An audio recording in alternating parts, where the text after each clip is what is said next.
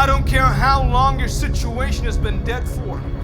Tonight, even as I declare the word of the Lord, the power of God is going to go to the depth of your situation. And every dead thing is going to come back to life in the name of Jesus. This man had a tumor on his throat and he couldn't speak, and now I can speak. I'm getting my voice back. Come on, give the Lord a mighty hand. Thank the Lord. So in the last 6 months, she's had a major stroke and she was unable to walk or talk. And so tonight we came just believing that she will be healed. And this is the first time she has walked without a walker.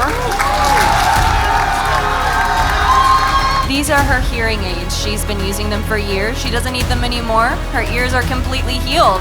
I got metal knees. You got metal knees? I got both shoulders torn in two. I got spots on my brain. I got neuropathy in my feet. And what happened now? I'm well. You're well. Do what you couldn't do before. Do you just understand what just happened?